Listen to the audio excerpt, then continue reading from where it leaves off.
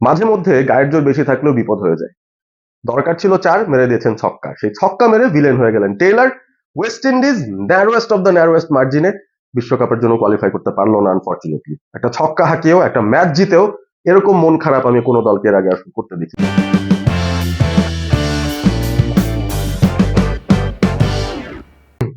চরম নাটকীয়তার জন্ম দিয়ে নারী বিশ্বকাপের কোয়ালিফিকেশনটা আজকে শেষ হয়ে গেছে এবং আমরা পেয়ে গেছি যে দুটো দল যারা চলে যাবে সরাসরি বিশ্বকাপ খেলতে ওই টপ 6 এর সঙ্গে, এবং সেই দুটো দলের একটি ডেফিনেটলি আমাদের বাংলাদেশ। পথটা কিন্তু একেবারেই সহজ ছিল না। ইকুয়েশনটা এমন হয়ে গিয়েছিল আজকের দিনটায়, দিনের ম্যাচে বাংলাদেশ যদি পাকিস্তানকে হারাতে পারে সেই ক্ষেত্রে বাংলাদেশ খুব সহজেই চলে যাবে, আর কোনো ইকুয়েশনের দিকে তাকাতে হবে না। যদি বাংলাদেশ পাকিস্তানের সঙ্গে ম্যাচটা হেরে যায় সেই ক্ষেত্রে ওয়েস্ট ইন্ডিজ থাইল্যান্ডের যে ম্যাচটা সেটা আবার দুপুরে শুরু হয়েছিল, যেটা ডে নাইট ম্যাচ, সেই ম্যাচের দিকে আসলে তাকিয়ে থাকতে হতো, কারণ ওয়েস্ট ইন্ডিজ তখনও পর্যন্ত ইকুয়েশনের রেসে টিকে ছিল। অর্থাৎ ওয়েস্ট ইন্ডিজের পয়েন্টের হিসাবে বাংলাদেশের চেয়ে 2 পয়েন্ট কম থাকলেও ব্যাপারটা এমন হতো বাংলাদেশ যদি পাকিস্তানের কাছে হেরে যায় এবং ওয়েস্ট ইন্ডিজ যদি থাইল্যান্ডকে এত বড় ব্যবধানে হারাতে পারে যে তাদের নেট রান রেটটা বাংলাদেশের উপরে চলে যায়, তাহলে সমান সংখ্যক পয়েন্ট নিয়ে হলেও বেটার নেট রান রেট নিয়ে ওয়েস্ট ইন্ডিজ কিন্তু বাংলাদেশকে টপকে পাকিস্তানের সঙ্গে চলে যাবে বিশ্বকাপ মঞ্চে। ঘটনাটা তাহলে কি ঘটেছে আজকে পুরো দিনের একটা ছোট্ট সামারি দিয়ে ফেলি। বাংলাদেশ পাকিস্তান ম্যাচে বাংলাদেশ টসে জিতলো, টসে জিতে আগে ব্যাটিং নিয়েছে, যেটা আবার অনেককে সারপ্রাইজও করেছিল যে আসলে কেন বাংলাদেশ আগে ব্যাটিং নিচ্ছে। অবভিয়াসলি পাকিস্তান যদি আগে ব্যাট করতো, বাংলাদেশ যদি সেই টার্গেট চেস করতো, তাহলে হয়তো ইকুয়েশনটা তাদের মাথায় থাকতো যে আসলে হারের ব্যবধানটা যত কমানো যায় ইনকেস যদি হারতেও হয়। কিন্তু বাংলাদেশ আগে ব্যাট করেছে, হয়তো চিন্তা ভাবনা এমনই ছিল ভালো একটা ব্যাটিং উইকেট, এই জায়গায় যদি একটা ভালো রান তোলা যায় তাহলে অবভিয়াসলি পাকিস্তানের সেই রান চেস করতে সময় লেগে যাবে।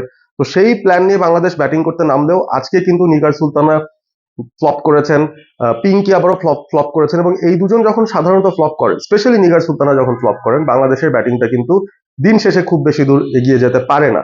তারপরে দুটো 40+ ইনিংস ছিল, একটা 40+ নক খেলেছিলেন অবশ্যই ঋতুমণি, অন্য 40+ নকটা এসেছিল ফাহিমা খাতুনের কাছ থেকে, এবং তিনি হয়তো একটা 50ও পেতে পারতেন, শি ডিজার্ভ দ্যাট 50।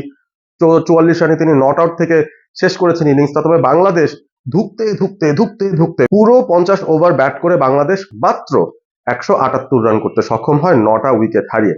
পাকিস্তানের সামনে 179 এর টার্গেট, যেটা তারা খুব সহজে চেস করে জিতে যায়। সিদ্রা আমিন, মুনিবা আলী, আরো কিছু খেলোয়াড়দের নাম বলা যেতে পারে, তারা কিন্তু একদম শুরু থেকেই ধুমধারাক্কা ব্যাটিংটা করছিলেন। তবে শেষ দিকে মনে হলো একটু রিল্যাক্স মোডে তারা ম্যাচটা জিততে চায়, এবং সেই রিল্যাক্স মোডে ব্যাট করতে করতে তারা সেই 180 রানের যে টার্গেট বা 179 যে টার্গেট সেখানে পৌঁছে গেল 39 ওভার 4 বলে।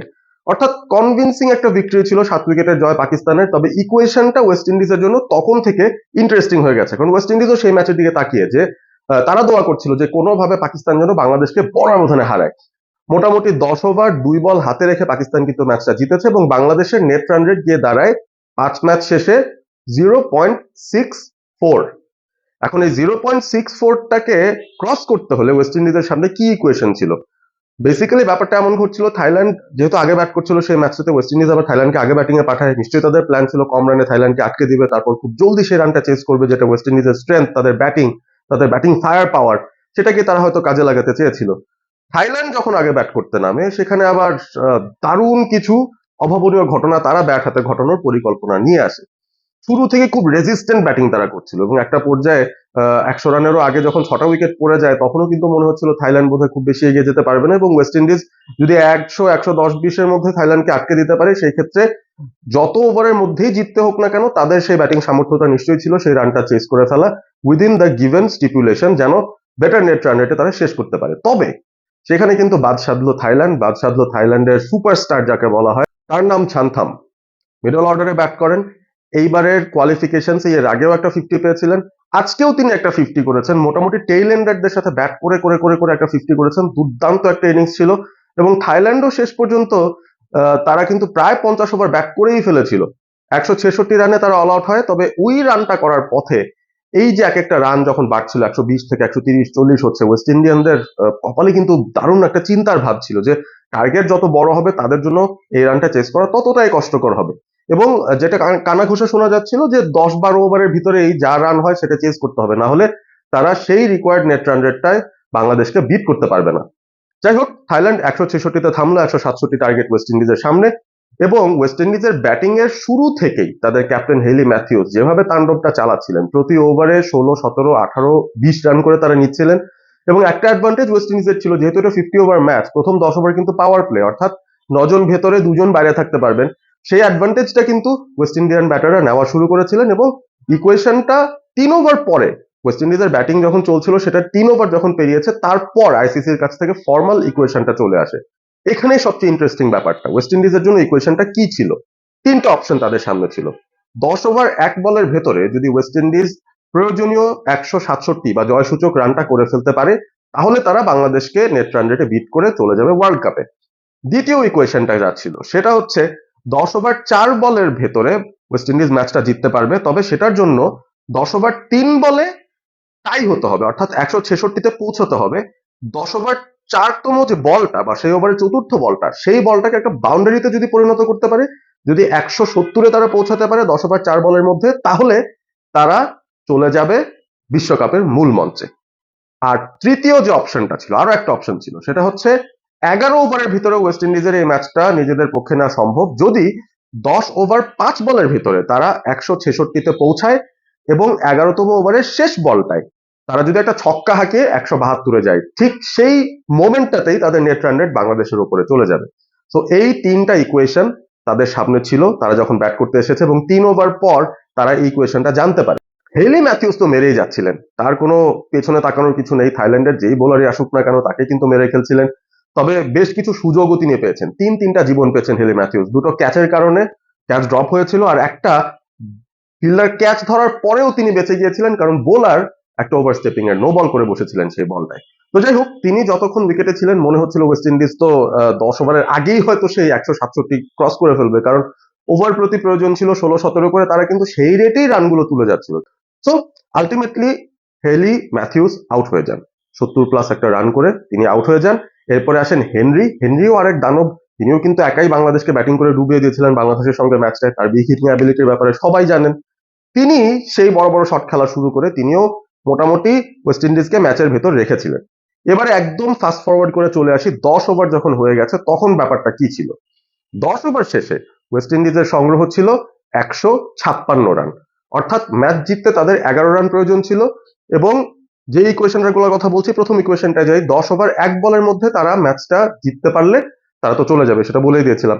কিন্তু যেহেতু 1 বলে 11 নেওয়া সম্ভব নয়, ওই প্রথম ইকুয়েশনটা কিন্তু আউট অফ কনটেক্সট চলে গেছে 10 ওভার শেষে।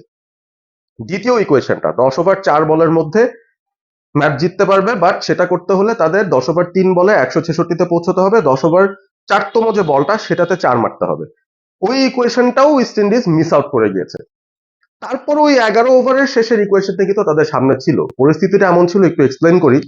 10 ওভার 4 বল শেষে ওয়েস্ট ইন্ডিজের সংগ্রহটা ছিল 162, অর্থাৎ 10 ওভার 5তম বলটায় যদি 4 মারতে পারতেন 166 হতো, স্কোর টাইড হয়ে যেত।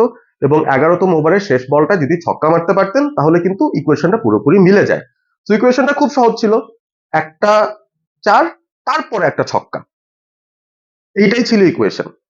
10 ওভার পঞ্চম বলে একটা 4 এবং 11তম ওভারের শেষ বলে একটা ছক্কা। এই ইকুয়েশন সামনে নিয়ে দাঁড়িয়েছিলেন টেইলর। তিনি কি করলেন, একটা ছক্কাই হাঁকিয়ে দিলেন।